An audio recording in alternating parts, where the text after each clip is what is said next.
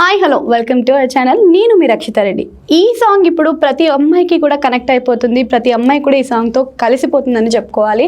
అదేనండి రాంబాయి నీ మీద మనసాయని. అయితే ఈ సాంగ్ తర్వాత చాలా మందికి ఆ మూవీ ట్రైలర్ చూడాలనిపించింది. చూసిన తర్వాత అసలు అమ్మాయిలు ఏ విధంగా ఫాదర్కి లవర్కి మధ్యలో నలిగిపోతున్నారు అనే విషయం కూడా తెలిసింది. ఫస్ట్ ఈ పాటకి రచయితగా అయితే మనకి మిట్టపల్లి సురేంద్ర గారు అయితే మనతో పాటు ఉన్నారు. సో అసలు ఈ పాట ముందు జర్నీ ఎలా ఉందో, తర్వాత జర్నీ ఎలా ఉందో అనేది ఈ రోజు మనం తెలుసుకోబోతున్నాం అనమాట. సో హాయ్ సార్, ఎలా ఉన్నారు? సో చూసాం రాంబాయి నీ మీద వరసాయని అని చెప్పి. అసలు ఈ స్టోరీ విన్నప్పుడు కానీ ఇక్కడ అంటే మీకు ఆల్రెడీ కొలాబ్లో ఉన్న వాళ్ళే వేణుగారు కూడా. సో వేణుగారితో మళ్ళీ మళ్ళీ వర్క్ చేస్తూ ఉన్నారు కదా, సో ఎలా అనిపిస్తుంది? అన్నతో పనిచేయడం చాలా చాలా సంతోషకరమైన విషయం. బాగా తెలిసిన మనిషి కాబట్టి ఏది రాసినా తొందరగా కనెక్ట్ అయిపోద్ది. వాళ్ళు ఏం చెప్పినా నాకు కూడా తొందరగా అర్థమైంది, కొంచెం వంట పట్టింది. అది కూడా బాగా రాయడానికి దోహదపడింది. సో ఇంతకు ముందు కూడా మనకి సురేష్ బొబ్బిలి గారితో మీ కాంబినేషన్ ఉండే కదా. సో సురేష్ బొబ్బిలి గారు అంటేనే మనకి మంచి హిట్ కాంబినేషన్ కనిపిస్తుంటే బేసిక్గా. సో సాంగ్స్ పరంగా కూడా అండ్ ఆయన మీరు రచయితగా, ఆయన కంపోజర్గా. సో ఆ జర్నీ ఎలా సాగింది, అసలు మీ ఇద్దరి మధ్యలో ఎలా ఉంటుంది ఆ చేసే ట్రాక్ అప్పుడు కూడా? చాలా ఈజీగా ఉంటుంది, చాలా హ్యాపీగా ఉంటుంది, చాలా జాయ్ఫుల్ ఉంటుంది ఆయనతో పనిచేస్తే. సురేష్ బొబ్బిలి ఏదైనా ట్యూన్ చేస్తే దానికి ఏం రాయాలి అనేది నాకు ఊరికి అట్లా స్ఫురణకు వస్తూ ఉంటుంది. నేను ఏదైనా రాసినా నాకు బాగా అర్థమవుతూ ఉంటుంది. అంటే చాలా రోజుల నుంచి కలిసి చాలా ట్రాక్స్ చేస్తూ ట్రావెల్ చేసినాం కాబట్టి కొంచెం అండర్స్టాండింగ్ చాలా ఈజీ ఉంటుంది. వర్క్ కూడా చాలా హ్యాపీగా ఉంటుంది, చాలా తొందరగా అయిపోతుంది పని. సో చాలా మందికి కూడా ప్రొడ్యూసర్ నుంచి ఎక్కువ ప్రెజర్ ఉంటూ ఉంటుంది అనేది మనం వాస్తవంగా బయట వింటూనే ఉంటాము. సో మరి వేణుగారి ప్రొడ్యూస్ చేస్తున్న మూవీ ఇది వచ్చేసి రాజు వెడ్స్ రాంబాయి. మరి మీరేమన్నా ప్రెజర్ తీసుకున్నారా ఆయన దగ్గర నుంచి? ప్రెజర్ ఏం లేదండి, ఇది చాలా ఫ్రెండ్లీగా చాలా కూల్ గా జరిగిపోతుంది. ఏం చేస్తారంటే కథ ముందే చెప్పేస్తారు, చెప్పేసి నాకు కొంచెం టైం ఇస్తారు. ఆ టైంలో నేను కొన్ని అనుకొని రాసుకొని తీసుకొని వస్తా. వేణన్న కానీ, డైరెక్టర్ సాయిల్ కంపాటి కానీ, సురేష్ బాబు కానీ, వీళ్ళంతా కూర్చొని వింటారు. విని దాంట్లో మార్పులు చేర్పులు ఏమైనా ఉందని అట్లా చూస్తారు. ఒక్కొక్కసారి కవిత్వం అట్లా ధారాపాతంగా చెప్పేస్తాం, వెళ్ళిపోతుంది అంతే. చెప్తా ఉంటే రాసిస్తారు. సాయిల్ కంపాటి దీంట్లో ఒక 3-4 సాంగ్స్ ఆయన నేను చెప్తా ఉంటే నా దగ్గర కూర్చొని రాసుకున్నాడు. అంటే జరిగిపోతూ ఉంటుంది. ప్రొడ్యూసర్గా ఏం ప్రెజర్ ఉండదండి. ప్రెజర్ ఎక్కడి నుంచి ఉంటుంది అంటే డైరెక్టర్ నుంచి, మ్యూజిక్ డైరెక్టర్ నుంచి ఉంటుంది. ఒక్కోసారి డైరెక్టర్ ఏం కావాలనుకుంటున్నాడో ఒక్కొక్కసారి అర్థం అవ్వదు. మనం ఏమో వాళ్ళు చెప్పింది మనకులా కనెక్ట్ అయ్యింది, మనం రాస్తున్నది వాళ్ళకి ఇంకోలా కనెక్ట్ అయ్యింది. అట్లా మార్పులు చెప్పులు డైరెక్టర్కి మాకు మధ్య ఎక్కువ జరుగుతాయి. ఎప్పుడో కొన్ని సందర్భాలు ప్రొడ్యూసర్స్కి కొన్ని సందేహాలు అవి అడుగుతారు, అక్కడ ఏదైనా మార్పు జరుగుతాయి అంతే. కానీ ఎక్కువ డైరెక్టర్కి మాకే జరుగుతుంది. అంటే బడ్జెట్ కూడా చూసుకుంటూ ఉంటారు కదా, ఒక సాంగ్ అన్నాగానే మళ్ళీ బడ్జెట్ అదంతా ఫస్ట్ మ్యాటర్ అండి, మాట్లాడిస్తారు. మ్యూజిక్ కంపోజర్తో మాట్లాడతారు, అది ఫస్టే జరిగిపోతుంది. రాస్తున్నప్పుడు దానికి ఏముంది. సో వేణుగారికి కూడా కవిత్వం పైన గట్టి పట్టుంది, సూపర్ గా, మామూలుగా. సో మీ దాంట్లో ఏమైనా మిస్టేక్స్ వెతుకుతూ ఉంటారా? అట్లా మిస్టేక్స్ అని కాదు, కానీ ఏదైనా రాసినప్పుడు ఆయనకు కవిగా నా స్థాయి బాగా తెలుసు కాబట్టి, ఆయన స్థాయి మాకు దర్శకునిగా ఏంది మాకు తెలుసు కాబట్టి, కవిగా అతను ఎంత స్ట్రాంగ్ ఉంటాడో మాకు తెలుసు కాబట్టి, రాస్తుంటప్పుడు ఏదైనా బాగా రాలేదు అనుకుంటే, బాగా లేదు అని కాదు, మనం అనుకున్నంత రాలేదు అనుకుంటే ఏం చెప్తారు అంటే ఇది మిట్టపల్లి సురేందర్ చెప్పే స్థాయిలో లేదు సూర్య అని చెప్తారు. ఇది ఇట్లా జరుగుతూ ఉంటుంది, మార్పులు చేర్పులు. అంతేగాని ఎప్పుడు దాన్ని పర్టికులర్గా దాన్ని ఇట్లా పాయింట్అవుట్ చేసి మాట్లాడడం అనేది ఉంటుంది. ఓకే. సో ఒక సాంగ్ని కంపోజ్ చేయాలన్నా, ఫస్ట్ రాయాలన్నా కానీ అసలు ఫస్ట్ పబ్లిక్ది పల్స్ని పట్టుకోవాల్సి ఉంటుంది. సో పబ్లిక్ పల్స్ అనేది మనం విరాట పర్వంలో చూసాం ఆల్రెడీ. సో విరాట పర్వం అప్పుడు కూడా వెన్నెల గురించి ఎక్స్ప్లెనేషన్ సాంగ్ అది విన్నప్పుడు ఎలా అనిపించింది? అసలు ఆ సాంగ్ ఎలా కంపోజ్ చేయాలనిపించింది, మీకు ఎలా రాయాలనిపించింది? నాకు డైరెక్టర్ గారు ఫస్ట్ వేణుగుడిలో నా కథ చెప్తున్నప్పుడే దాంట్లో ఏం కావాలని చెప్తాడు. ఆయన కవి కదా, చాలా ఈజీ అయిపోతుంది వేణున్న దగ్గర పాట రాయడం సినిమాకి. వేణన్న కథకి ఆయన ఇచ్చే సందర్భానికి సగం సబ్జెక్టు వేణన్నే ఇస్తారు, ఎందుకంటే ఆయన కూడా కవి కదా. ఏం కావాలి అనేది కొంత హోంవర్క్ చేసుకుని వస్తాడు. అన్న వస్తున్నప్పుడే, ఆయన మనకు చెప్పాలనుకున్నప్పుడే, నన్ను పిలవాలనుకున్నప్పుడే నాకు దాంట్లో ఏం రాయాలి, ఎలాంటి మాండలికం ఉండాలి, ఎలాంటి మాటలు ఉండాలి, ఎలాంటి భావజాలం ఉండాలి, ఎట్లా ఎక్స్ప్రెషన్ ఎట్లా రాయాలి అనేది ఆయనే నాకు సగం వర్క్ చేసి చెప్తారు. ఇట్లా ఇది ఉంటే బాగుంటది అని. అప్పుడు సురేష్ ఏ ట్యూన్ ఇచ్చినా రాయడం చాలా తేలికైపోతుంది. అట్లా విరాట పర్వంలో గద్దరన్న ట్యూన్ తీసుకున్నాను దానికి. అంటే ఆ అమ్మాయి పాత్ర తాలూకు ఎవరైతే తండ్రి ఉంటాడో, సాయి పల్లవి గారి తండ్రి, దాంట్లో ఆయన ఒగ్గు కథ చెప్తాడు. కాబట్టి ఒగ్గు కథ అంటే మనం ప్రత్యేకంగా ఒక ట్యూన్ చేస్తే దానికి సింక్ కాదని సురేష్ అడుగుతాడు. వేణన్న అభిప్రాయం అదే, మనం గద్దరన్న నుంచి తీసుకుంటే బాగుంటుందని అక్కడ నుంచి తీసుకుంటే ఆడడం జరిగింది. అట్లా ఆ పాట కంపోజ్ చేయడం జరిగింది. ఓకే, సో అక్కడ నుంచే ఇప్పుడు ఈ రాంబాయి దాకా వచ్చిందంటారా జర్నీలో? అంతే అండి. సో నేను ఈ రీసెంట్ కాలంలో ఒకటి వింటున్నా అండి, మంజుల నీ మీద మనసాయని అంటూ ఇంకొక సాంగ్ ఉంది మనకి 8 months బ్యాక్ వచ్చిన సాంగ్. సో ఆ సాంగ్ నుంచి కాపీ అని చెప్పేసి కొన్ని వైరల్ అవుతున్నాయి. సో దాని గురించి ఏం చెప్తారు? ట్యూన్ మట్టుకి ఇన్స్పైర్ అయింది అక్కడ నుంచి. 95 to 99% సురేష్ మళ్ళీ ఫ్రెష్ చేసి ఆ హుక్ ట్యూన్ ఒకటి తీసుకున్నారు. అంటే లిరిక్స్ లో కూడా సేమ్ ఉంది, నేమ్స్ ఏ చేంజ్ ఉన్నాయి అని అంటారు. లిరిక్ అది హుక్ వాళ్ళు వేసుకున్నాను, నాకు సంబంధం లేదు.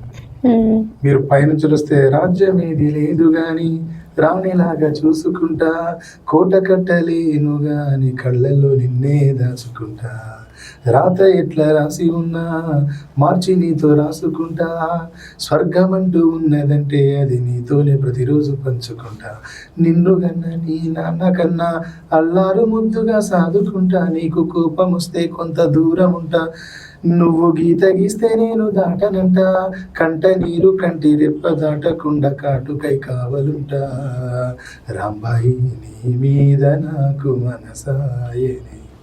దీన్ని లింక్ చేయడానికి అంత బ్రిడ్జ్ రాసినాం. దాంట్లో ఈరోజు సినిమా ప్రచారానికి సంబంధించి ఏవైతే ఈ వాల్ పోస్టర్స్ రిలీజ్ అయినా ఆ వాల్ పోస్టర్స్ లో రాజ్యమేది లేదు కానీ రాణిలాగా చూసుకుంటా, కోట కట్టలేని కానీ కళ్ళల్లో నేనే దాచుకుంటా అనే దాన్ని పోస్టర్ లో కొటేషన్స్ వేసి రిలీజ్ చేసిందండి. అంత పోయింది అది లిరిక్. ట్యూన్ కూడా అంత ఎక్కింది. అంటే ఈ సాంగ్ చేసే ముందు మీరు అనుకున్నారు ఇంత వైరల్ అవుతుంది అని చెప్పేసి? మా టీం అందరు నమ్మిండ్రు, ఇది రక్షిత గారు అందరూ బాగా ఈ పాట హిట్ అయితే అనుకున్నా. అట్లా టీం అంతా ఈటీవీ ఎక్కువ నమ్మింది, నేను ఈటీవీ వేణన్న బాగా నమ్మింది. వాళ్ళ నమ్మకం నిజమే. అంటే వేణన్న చూసుకునే స్టోరీస్ అన్నీ కూడా ట్రూత్గా, అంటే ఏదైతే నార్మల్ లైఫ్లో జరిగినవన్నీ కూడా తీసుకొచ్చి ఆచరణలో పెడుతూ ఉంటారు కదా. సో ఇలాంటి స్టోరీస్ మీరు విన్నప్పుడు మీకు ఎలా అనిపిస్తుంది? కంప్లీట్ స్టోరీ వినే కదా జరిగిన సంఘటనలు కదా, వాటిని సినిమాగా తీస్తున్నారంటే కొంచెం ఇన్స్పైరింగ్ అనిపిస్తుంది. ఇంకా అట్లాంటి చెయ్యాలి, ఇలాంటి వాటికి రాయాలనిపిస్తుంది. మన గురించి మనం చెప్పుకోవడం కదా, మనకు తెలిసిన విషయాలని తెర మీద చెప్పడం కదా, మంచిగా అనిపిస్తుంది. ఓకే, సో ఇక్కడ అమ్మాయి క్యారెక్టర్ అయితే మనం ట్రైలర్ లో చూసినట్టుగానే, అంటే అటు బాయ్ ఫ్రెండ్ తోటి ఇటు ఫాదర్ తోటి మధ్యలో నలిగిపోతున్నట్టుగా కనిపిస్తుంది. మరి మూవీలో మాకు అదే కనిపిస్తుంది అంటారా, ఏమన్నా మార్పు చేర్పులు చేసే ఉన్నాయంటారా? అంటే అందరికి బయటకు అర్థమయ్యేదే ఉందంటారా ట్రైలర్ లో? ఒక వర్షన్ చూసానండి, రెండో వర్షన్ కూడా ఉంటుంది సినిమాలో. అది ఇంకా మిమ్మల్ని బాగా ఆలోచింపేస్తుంది, ఇంకా బాగా కనెక్ట్ అవుతారు దానికి అందరు. ఓకే, సో ఇది ఇంత దగ్గరికి కనెక్ట్ చేసే స్టోరీలా కనిపిస్తుంది కదా. దీంట్లో ఒక మెయిన్ డైలాగ్ ఒకటి ఉంది కదా, సో చేసుకుంటే నువ్వు కొడతావు, చేసుకోకపోతే ఆయన కొడతాడు అని చెప్పేసి. సో అలాంటి డైలాగ్స్ కి మీరు అంటే ఏమైనా కనెక్ట్ అయ్యారా ఎక్కడైనా? మేము కనెక్ట్ అవ్వడం కాదండి, ఇది అందరు సొసైటీ అంతా కనెక్ట్ అయింది దానికి. ఇప్పుడు యంగ్ జనరేషన్ అంతా దానికి కనెక్ట్ అయిపోయింది. బేసిక్ గా నేను కూడా కనెక్ట్ అయినా. సో అట్లా మీ లైఫ్ లో ఎలా ఏమైనా ఎక్కడైనా కనెక్ట్ అయ్యారా? ఎవరితో అయినా కనెక్ట్ అయ్యారా? నా లైఫ్ లో అట్లా గొడవలు పడే ఆ సందర్భాలు ఏం లేవండి. ప్రేమిస్తే పెళ్లి జరిగింది అంతే. హౌ లవ్ మ్యారేజ్ అనేది అంతే, దాంట్లో ఏం జరగలేదు, చెప్పేసినారు అయిపోయింది. సో ఇక్కడ అనురాగ్ కుల్కర్ణి గారితో కూడా మీకు కాంబినేషన్ ఉంది. సో ఆచరణ అనేది చాలా ఇంపార్టెంట్ కదా రాసిన దానికన్నా. సో ఆయనతో కాంబినేషన్ మీకు ఎలా ఉంది మరి? నాది అనురాగ్ కులకర్ణి గారిని హిట్ కాంబినేషన్ అండి. మా ఇద్దరు ఫస్ట్ ట్రాకే చాలా పెద్ద హిట్. లవ్ స్టోరీలో నీ చిత్రం చూసి నా చిత్రం చెదిరి పాట చాలా పెద్ద హిట్. ఆయనకు మంచి పేరు వచ్చింది, నాకు మంచి పేరు వచ్చింది, మ్యూజిక్ డైరెక్టర్ పవన్ గారికి చాలా మంచి పేరు వచ్చింది, మ్యూజిక్ క్రాఫ్ట్ లో పనిచేసిన మా ముగ్గురికి చాలా మంచి పేరు వచ్చింది. ఆ తర్వాత ఆయనకి నాకు ఇది రెండో ట్రాక్, సురేష్ కు నాకు అనురాగ్ కులకర్ణి గారికి ఇది ఫస్ట్ ట్రాక్, మా ముగ్గురికి. ఇది కూడా హిట్. అట్లా హిట్ కాంబినేషన్ ఇంకోసారి రిపీట్ అయింది అనిపించింది. ఓకే, సో ఇదే హిట్ కాంబినేషన్ అనేది రిపీటెడ్ లో ఉంటుందా మరి? కాంబినేషన్ ఏమైనా చేంజ్ చేసే ఛాన్స్ ఉంది? చెప్పలేమండి, పాటను బట్టి, వాళ్ళ మూడ్ ను బట్టి, హీరోని బట్టి, డైరెక్టర్ ను బట్టి, పాటను బట్టి, ట్యూన్, దాని అవసరాన్ని బట్టి సింగర్స్ మారిపోతూ ఉంటారు. ఓకే, సో అంటే మూవీలోది వేషన్ అయితే చూసాం, ఫోక్లో వేషన్ కూడా చూసాం మీ సైడ్ నుంచి. అంటే ఎక్కువ ఈ మధ్య కాలంలోని బయట సాంగ్స్ ఎక్కువ తీసుకుంటూ ఉన్నారనమాట. సో మీరు ఫోక్ జనరేషన్ని తీసుకొచ్చి ఈ ఫిలింలో ఏమైనా కలపాలి అని అనుకుంటున్నారా? ఈ కథ గ్రామీణ నేపథ్యంలో మొదలైన ప్రేమ కథ అండి. దీంట్లో బాణీలు కూడా సురేష్ కంపోజ్ చేసినప్పటికీ కొంత సొసైటీ నుంచి ఇంతకుముందు జానపదం నుంచి ఉన్న వాటిని ఇన్స్పైర్ చేసింది ఒక ట్యూన్. అట్లా కొంత రిలేషన్ ఉంటుందండి. ఓకే, టోటల్గా ఎన్ని సాంగ్స్ చేశారు ఇందులో మీరు? దీంట్లో 6 పాటలు అండి. 5 పాటలు సినిమాలో ఉంటున్నాయి, ఒక పాట ఉండట్లేదు. ఆ ఒక పాట ప్రచారానికి పబ్లిసిటీకి వాడుతున్నారు. ఓకే, ఏంటి ఇదే సాంగ్ ఎందుకు ఏది ఇప్పుడు మన సాంగ్ రాంబాయ్? రాంబాయ్ సినిమాలో ఫస్ట్ పాట అండి, రెండో పాట అండి, అది ఉంటుంది. అది చాలా సో సినిమాకి కావాలని రాసింది. ఓకే, సో ఈ సాంగ్ తో కనెక్ట్ అయినట్టుగానే మిగతా అన్ని సాంగ్స్ తోటి కనెక్ట్ అవుతారు అంటారా? అవుతారండి. దీంట్లో పాటలు చాలా బాగుంటాయి. సురేష్ ఎప్పుడూ లేనంత జాగ్రత్తగా చాలా కష్టపడి చాలా కలోక్యల్గా చేసింది. డెఫినెట్గా ఇష్టపడతారు అందరు. ఓకే, సో అంటే ఇప్పుడు ఒక మూవీ తీసుకున్నట్టయితే ఆ స్టోరీస్ తోటే చాలా కంపారిజన్స్తో వస్తున్నాయి. స్టోరీలో ఏదైనా హైలైట్ పాయింట్స్ ఉంటేనో లేకపోతే ఇవన్నీ ఒక విఎఫ్ఎక్స్కి అంతా అలవాటు పడిపోయారు జనరేషన్ మొత్తం. సో ఇప్పుడు ఈ జనరేషన్కి తగ్గట్టుగానే ఈ మూవీలో అన్నీ ఉన్నాయా? అంటే విఎఫ్ఎక్స్ లాంటివి ఇలాంటివి ఉంటేనే ఎక్కువ యూత్ అట్రాక్ట్ అవుతుంది కదా.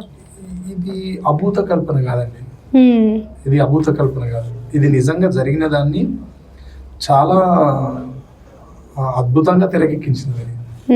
ఇది చాలా మంచి ఫిలిం. మీరు అనుకుంటున్న ఆ విఎఫ్ఎక్స్ ఆ జానర్ కాదు. ఇది ప్యూర్ ప్రేమ కథ. అంటే ప్రేమ కథలు కూడా చాలా వచ్చినాయి కదా. రాజు వెడ్స్ రాంబాయి సినిమాని చూడాలంటే ఎందుకు చూడాలనే దానికి మీరేం చెప్తారు? ఇది నిజంగా జరిగిన సంఘటన. ఒక 15 ఏళ్ల క్రితం మన మధ్య జరిగిన సంఘటన, 15 ఏళ్ళుగా దాచబడ్డ సంఘటన, 15 ఏళ్ళుగా చరిత్రకు దూరమైన ఒక అద్భుతమైన అమర ప్రేమ కథ. దానికోసమే సినిమా. మన మధ్య ఇలాంటి జీవితాలు ఉన్నాయా, ఇంత దారుణం జరిగిందా అనిపిస్తే సినిమా వస్తే. సో అంటే రొటీన్ స్టోరీలా ఉండదు అంటారా? రొటీన్ స్టోరీ కాదండి, ఇది చాలా ప్రత్యేకమైన కథ. దాంతోపాటు అందరినీ బాగా ఆకట్టుకునే కథ. మంచి సినిమా. సో మనకి ఏ సినిమా చూసినా కానీ వేణుగారు డైరెక్ట్ చేసినా కానీ ప్రొడ్యూస్ చేసినా కానీ తెలంగాణ యాస పక్కా ఉంటుంది, అందరికీ కలిసినట్టు ఉంటుంది అని చెప్పి అంటారు. మరి ఈ సినిమాలో కూడా అదే ఎక్స్పెక్ట్ చేయొచ్చునా? మరి ఇది తెలంగాణ ఆంధ్ర ఈ 2 రాష్ట్రాల సరిహద్దు జిల్లాలో జరిగిన కథ. ఇది 2 రాష్ట్రాలని ఆకట్టుకుంటారు. ఇది తెలుగు తెలంగాణ 2 మిక్స్ అయిన ఫిలిం. అందరి రెండు ప్రాంతాలని బాగా, 2 రాష్ట్రాలని తెలుగు ప్రేక్షకుల్ని బాగా అలరిస్తుంది, బాగా కనెక్ట్ చేస్తుంది. ఓకే, అంటే బేసిక్ ఇంకొకటి ఏంటి అంటే ఆయన తీసే సినిమాలో కొంచెం విప్లవం కలుస్తూ ఉంటది అని చెప్పేసి కూడా ఒక అపోహ అయితే ఉంది బయట. ఇది పూర్తి రాంగ్ స్టేట్మెంట్. ఇది వేణు ఉడుగుల అన్న కమర్షియల్ డైరెక్టర్ కూడా. అది మీరు చెక్ చేయట్లేదు, మీరు చూడలేదు. మీరు నీది నాది ఒకే కదా ఉంటుంది. మీరు ఆ సినిమా వస్తే తెలుస్తాయి. మరి ఆ సినిమాలో ఉన్నాయని కమర్షియల్ సాంగ్స్, కమర్షియల్ సినిమా, దాన్ని కూడా చాలా అద్భుతంగా అందంగా చెప్పిండు ఆయన.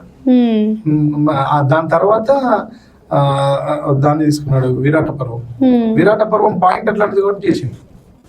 నెక్స్ట్ ఇంకో ఫిలిం చేస్తాడు, దానికంటే ఇంకా చాలా బాగుంటుంది. అది కూడా అది ఇంకో జానర్ మళ్ళీ, అది వేరే. సో అది కూడా మళ్ళీ ఇట్లనే సినిమా. ఇప్పుడు నీది నాది ఒకే కదా ఎక్కడ జరిగిన సంఘటన. అది ఏదైనా సొసైటీ నుంచే రావాలంటే మీరు ఏదైనా గుర్తుపెట్టుకోండి, ఏ కథ అయినా సొసైటీ నుంచే వస్తుంది.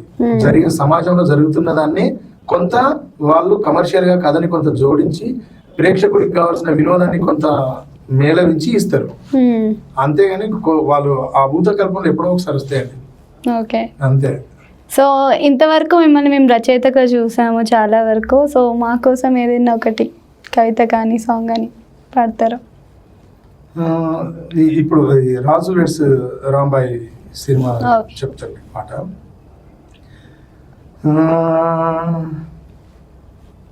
అరచేతి రేఖలట శుభలేఖ రాసెనట, మొదలు నిన్ను కలుసుకున్న గడియనే మంచి ముహూర్తమట, ఇష్టమే కట్నమట కష్టమే చుట్టమట, అయినా సరే నువ్వే నాకు నచ్చిన బంధు బలగమట, ఏ కానుకలు నీ వెచ్చని కౌగిళ్ళకి సరిరావు, నీ నుదుటిలో నా రాతని ఏ చేతులు చెరపవు, ఇదే నిజం నువ్వు నేను మనం అయ్యే క్షణం, రాకుండా నీకు నాకు మరణం, రమ్మన్న రానే రాదంట. ఇది ఈ సినిమాలో రాంబాయి పాడే పాట. ఇది ప్రేమించి పెళ్లి చేసుకుంటే ఏం జరుగుతుందండి? ప్రేమించి పెళ్లి చేసుకున్న వాళ్ళకు కష్టాలే వస్తాయి. ప్రేమించిన అమ్మాయి ఏమి ఇస్తుంది? ఆమెకున్న ఇష్టాన్నే అబ్బాయికి కట్నంగా ఇస్తుంది. ఆ ఇష్టాన్ని కట్నంగా ఇచ్చి పెళ్లి చేసుకోవడం వల్ల కష్టాలే చుట్టాల్లాగా వస్తాయి తప్ప చుట్టాలు ఎవరు రారు ప్రేమ జంటల దగ్గరికి అంత తొందరగా. ఇది ఎప్పుడో ఒకసారి ఎవరికో ఒకరికి జరుగుతుంది, చుట్టాలు తిరిగి రావడం, బ్లడ్ గ్రూప్ అనేది తిరిగి కలవడం అనేది. కానీ 99% ప్రేమించి పెళ్లి చేసుకున్న వాళ్ళకు ఇష్టంతోనే బతకాలి.